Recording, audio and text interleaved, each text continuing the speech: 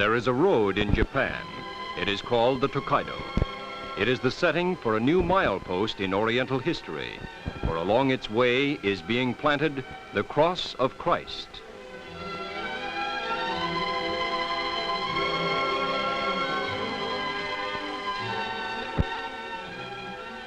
It is called the Tokaido, and it is beautiful. From its ever-changing surface, the cobblestones, the paving, the dusty trails, we see Japan.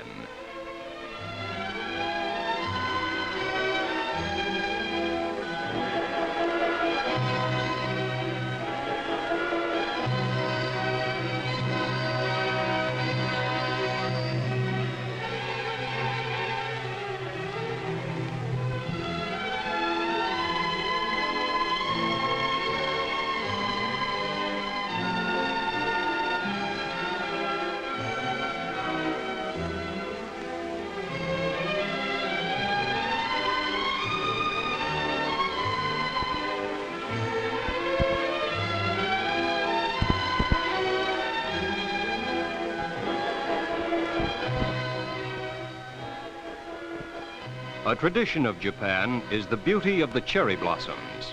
Along the Tokaido, as in our nation's capital, the blossoming of the cherry tree is the symbol of spring, a symbol of a new awakening that rustles the footprints of generations on the Tokaido.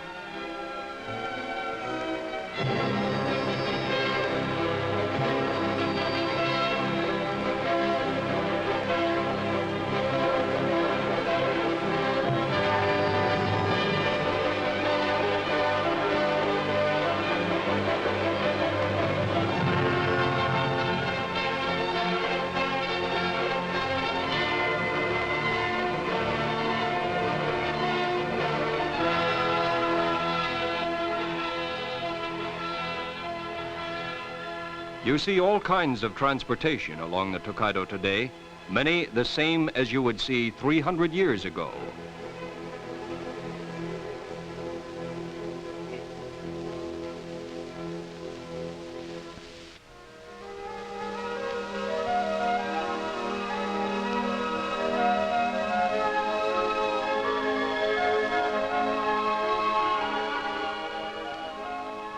Tokyo was a tiny village then, and the Tokaido was the only highway that travelers could use. And it became more than a road, it became a center of life, a land lane for traveling peddlers, roving minstrels, and quaint artisans.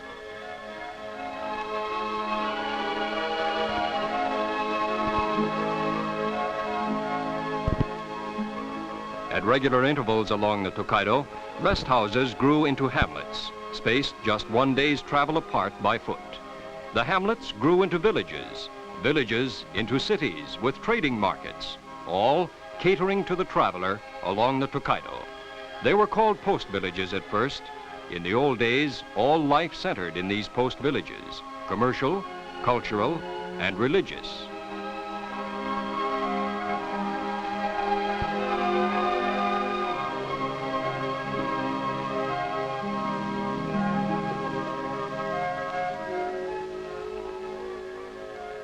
Here were the shops with displays of necessities and luxuries.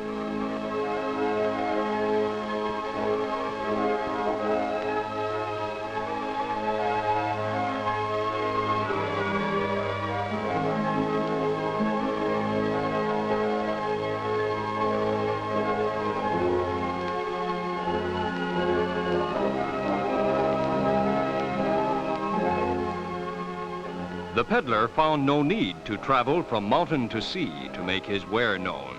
The post villages had become cities, and his shop welcomed the traveler on the Tokaido.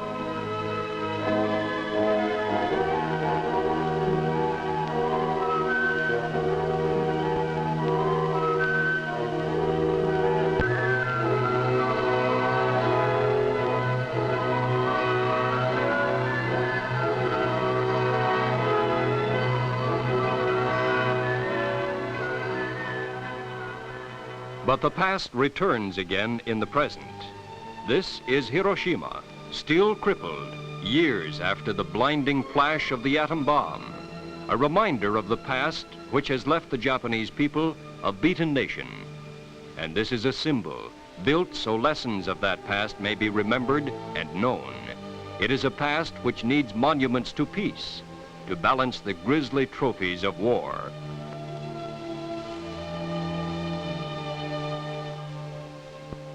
This part of the past is changing with time. A miracle is working here, a modern-day miracle of reconstruction. The Japanese people have the indomitable will to work and to produce and to rebuild. And with our help, an orderly society has again returned to Japan. Manpower is plentiful in Japan, in fact, too plentiful. 80 million people are crowded in an area the size of California. They must produce more to sell abroad if they are to buy food from other countries to feed these millions.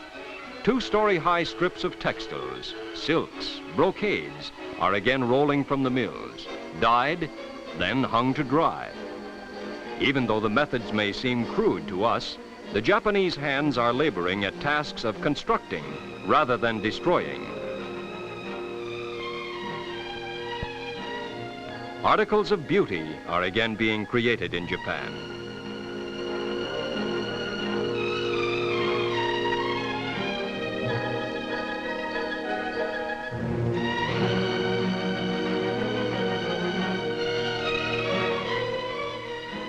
The resourcefulness of the Japanese farmer is shown in the way he cultivates his fields.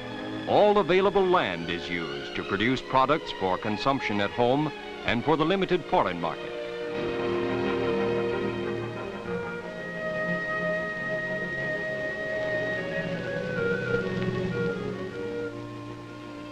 Lying astride the Tokaido is one of the world's great centers of tea culture.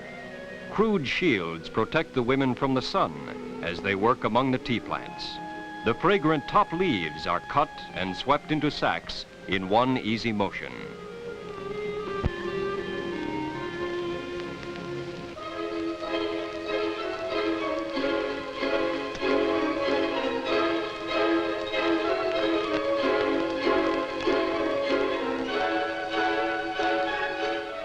Since the war, industries like lumbering have been revamped, reorganized, and returned to peacetime production. Many Western methods have been adopted, but some of the old ways still remain.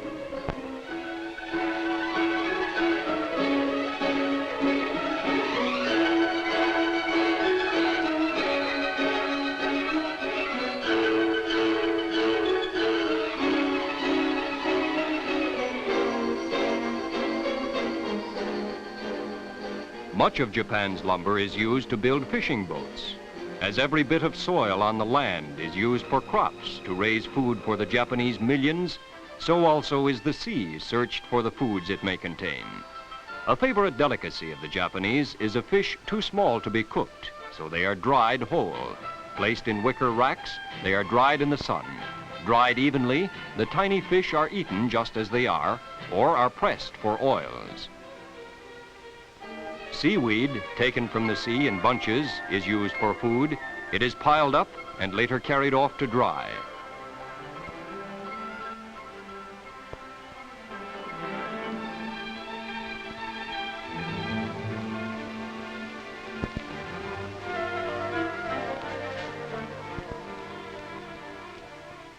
These are fishing boats combing the sea to bring food to the people. The fishing boats at rest and the seacoast was the background familiar to another who served the hunger of people. And Jesus, walking by the Sea of Galilee, saw two brethren casting a net into the sea, and he said unto them, Follow me, and I will make you fishers of men. But all have not heard the command of the man who lived by the sea, and in Japan, unchristian creeds are intermingled with their civilization. The landscape of the islands, both natural and man-made, has become through the years a sounding board for the gongs and cymbals and bells of ancestral mysticism.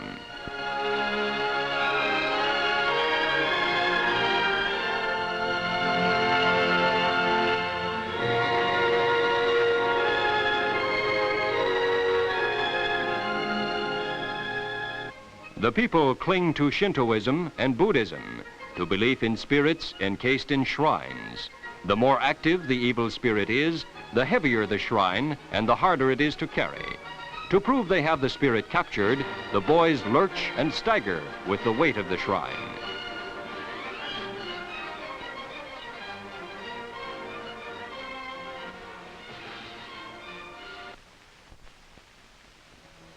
Along the Tokaido, many strange religious practices can be seen.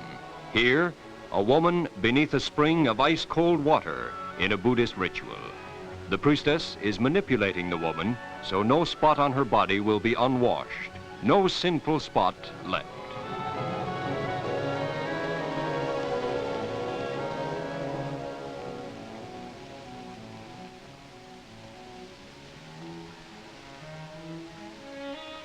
The will to survive is very strong in the Japanese people, the will to return to peaceful days and peaceful pursuits, to return to the past.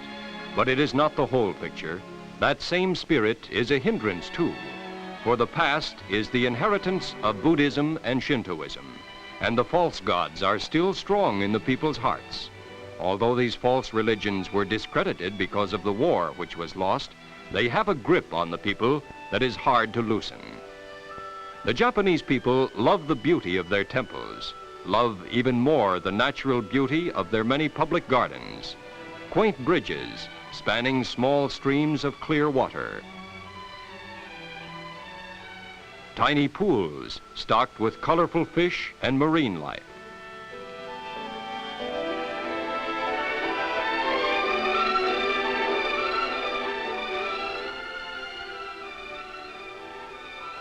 Brook crossovers of moss-covered stones.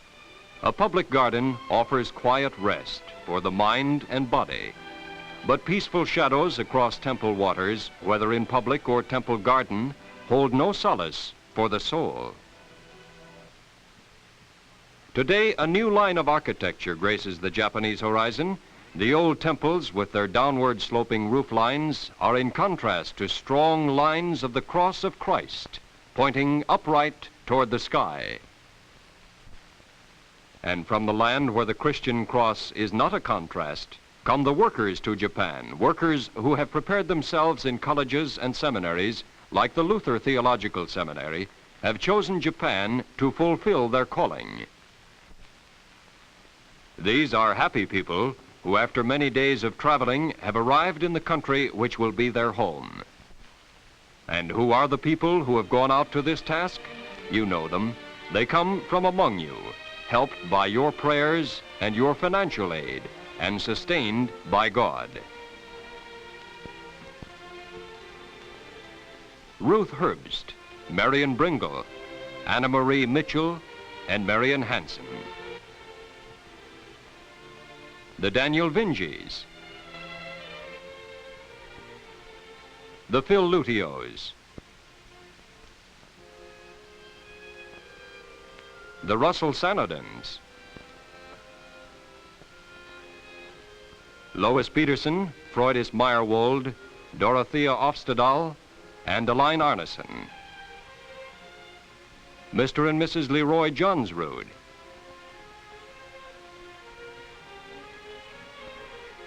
the John Homersteads,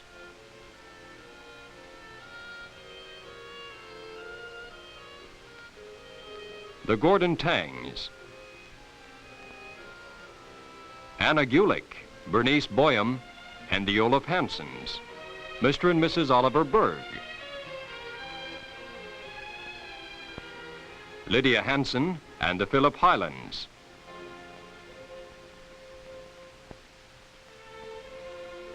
the Norman Olsons,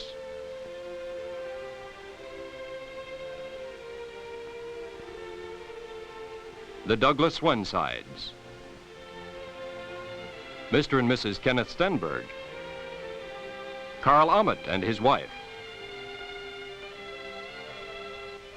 the Richard Nelsons, Lars Ingelsrud and his family,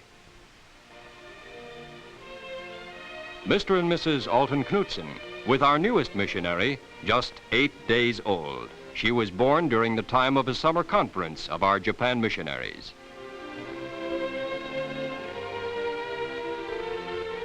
These are the men and women who have been called to the Tokaido, called to build the glory road in Japan.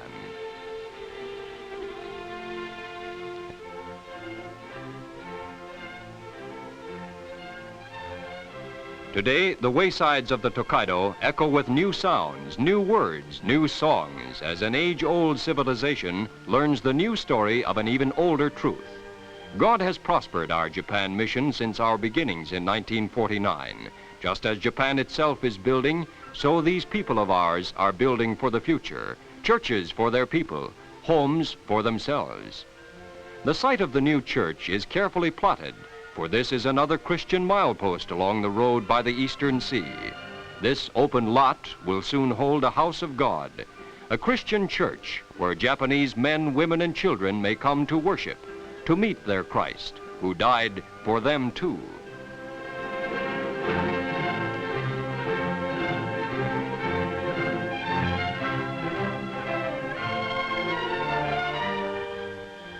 Our missionaries, building churches and homes, do not build alone. They work through Japanese architects and Japanese contractors, where plans will blend with the established lines of the homes and cities. Our missionaries are working with the children because they are concerned about the future of the chosen people. Our representatives in Japan have set up Sunday schools, and hand in hand with other Christians, they work with the smaller children in the kindergartens and in the schools and institutions.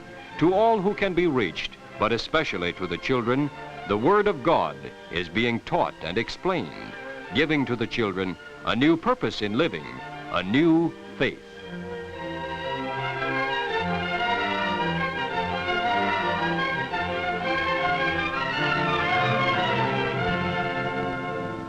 Youngsters in Japan, as youngsters everywhere, love the water. The beaches of the seacoast cities of our mission abound with the warmth of their friendly smiles.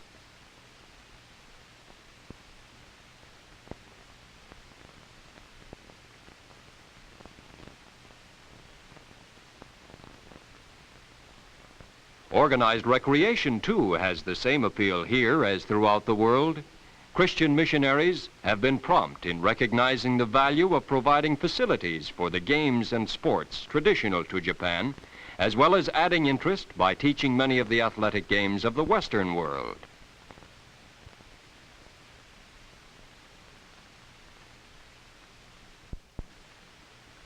Things have changed since first the cross was planted along the Tokaido. More and more mission stations are springing up in the country places as well as the cities of the Tokaido.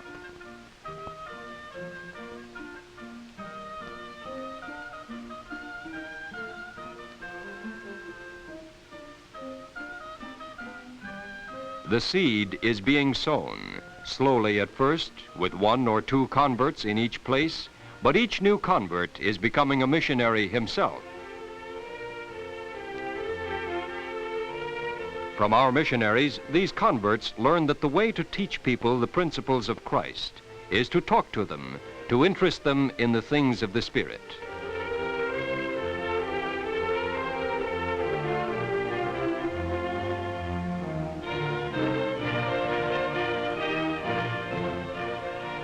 The printed word is more permanent than the spoken word. Invitations to services and an explanation of the purpose of the invitation is distributed in pamphlet form, written in the language the people understand.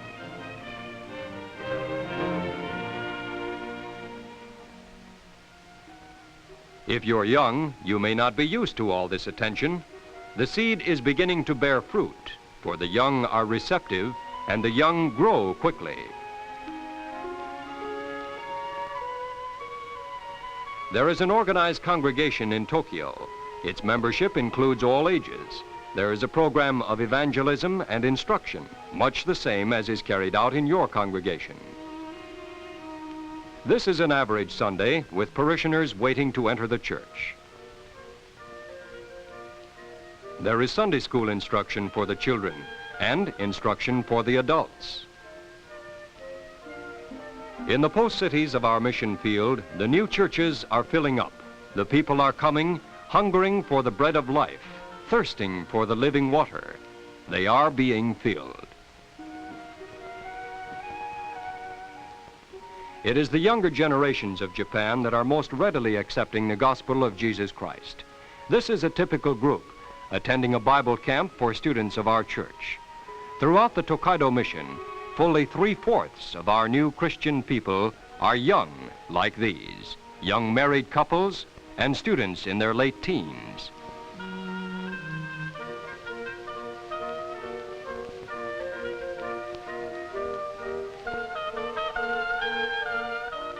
Those who are doing the work in Japan cannot do it alone.